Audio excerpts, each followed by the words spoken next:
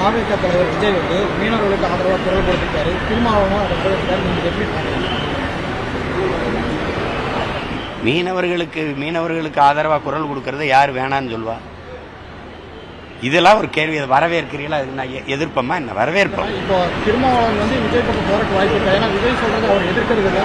அவர் என்ன சொன்னாலும் அவருக்கு நீங்க இன்னொரு கட்சி தலைமை என்ன முடிவெடுக்குங்கிறத என்கிட்ட கேட்கறது அது அவசியமற்றது. எங்க அண்ணன் இங்க போவாரா இல்ல திமுக கூட இருப்பாரான்னு எங்க அண்ணன் திருமாவளவன் தான் கேட்கணும். என் தம்பி இப்ப பேசுறதுல நாங்க நீண்ட காலமா மீனவ சொந்தங்களுக்காக போராடுறோம். அதுக்காக 6 மாசம் நான் சிறையிலே இருந்தேன். உங்களுக்கு தெரியும். தொடர்ச்சியா இன்னைக்கு வரைக்கும் கைது. இன்று ராமேஸ்வரத்தில் மீனவர்கள் போராட்டம். நாங்கள் 22ஆம் தேதி பெரிய கண்டன ஆர்ப்பாட்டத்தை வச்சிருக்கோம். தொடர் கைதை நீங்க தடுக்கணும். அதுக்கு ஆதரவா ஒரு கூடுதலா ஒரு வலிமையான குரல் வரும்போது வரவேற்கத்தான் செய்யணும். அதை ஏற்காம எப்படி எதிர்க்க முடியும்? 2 கட்சிகள் தான் தொடர்ந்து 50 ஆண்டு காலமா ஆட்சியில் இருந்துருக்காங்க. அந்த போது மீனவர்களுக்கு ஒரு தீர்வை கிடையாது. என்ன காரணம்? மீனவர்கள் ஒதுக்க இந்த 2 கட்சிகளும் இருக்கிறவரை அது தீர்வு காணப்படாது. மேல இந்த காங்கிரஸ் பாரதிய ஜனதாவுக்கு தமிழ்நாட்டு மக்களினுடைய என்ன சொல்றது உணர்வு, உரிமை, உயிர் இதை பற்றி கவலை இல்லை. இவங்களுடைய வாக்கு, வரி, இந்த நிலத்தின் வளம், இது 3 தான் இந்த பாரதிய ஜனதா காங்கிரசின் குறி.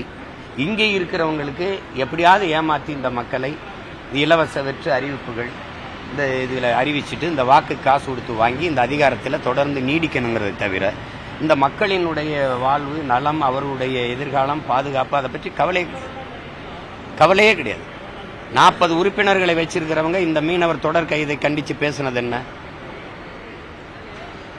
எதை வச்சுட்டு இந்த மக்கள் எதை வச்சு வாக்கு செலுத்துறாங்க? தொடர்ந்து துன்பத்தை தருகிறவனுக்கு, நம்மளுக்கு அநீதி இழைக்கிற அந்த அதிகாரங்களுக்கே எப்படி நம்ம வலிமையை கொடுக்க முடியும்? திருப்பி வாக்கு செலுத்தி எப்படி அதிகாரத்தில் உட்கார வைக்க முடியும்? சொல்லுங்க. இது ஒரு தொடர் கதையா இருக்குது. அதுக்கு ஒரு முற்று வைக்கணும். எல்லை தாண்டி வர்றாங்கிறத மட்டுமே காரணம் சொல்லுது இலங்கை அரசு. கேரள மீனவர்கள் எல்லை தாண்டி வருகிறார்களான்னு கேட்டா அதுக்கு யாரும் பதில் சொல்ல மாட்டேங்கிறீங்க. எல்லை தாண்டி போறாங்களா இல்லையா? ஏன் அவனை கைது பண்றது இல்ல? இந்த கேள்விக்கு யார்கிட்ட பதில் இருக்கு? அப்ப நான் என்ன மீனவன்? பத்தில இப்ப தெரியுதா? இப்ப அரசியலுக்கு வந்துட்டிய. நீயே என்னை ஒத்துக்கல இந்தியன்ட்டு. நீ பேச்சுக்கு சும்மா திராவிடம்பா. திராவிடர் யாரு? ஆந்திராவில் வாழுகிறவர், கர்நாடகாவில் வாழுகிறவர், கேரளாவில் வாழுகிறவர்லாம் ஆந்திரர், தெலுங்கு திராவிடர்னா திராவிட சகோதரனை தொடர்ச்சியா சிங்களம் கைது செய்யறானே, இந்த திராவிட இனத்தை கொன்று குவிச்சானே, அப்பெல்லாம் நீங்க குரல் எழுப்பவே இல்லையே. குஜராத்தில் ஒரு மீனவனை பாகிஸ்தான் கடற்படை ராணுவம் கைது செஞ்சிருச்சுன்னு இந்திய கடற்படை ராணுவம் விரட்டி போய் தடுத்து மீட்டு கொண்டு வருது. அப்படி ஒரு செயல் இந்த கடலுக்குள்ள எங்கள் மீனவர்கள் கைது செய்யப்படும் போது நடந்திருக்கா? அதே கடற்படை ராணுவம் நிக்குது இல்ல? ஏன்னா சாபவன் தமிழன்னா சகித்து கொள்ளலாம்ங்கிறது இவங்க நிலைமை. ஏன்னா அவனுக்கென்று இங்க தலைவன் இல்ல. அவனுக்கு ஒன்றுனா துடிக்கிறதுக்கு இங்க ஒரு அவன் சொந்த ரத்தம் இல்லை. அதனால இங்க வர பிரச்சனை.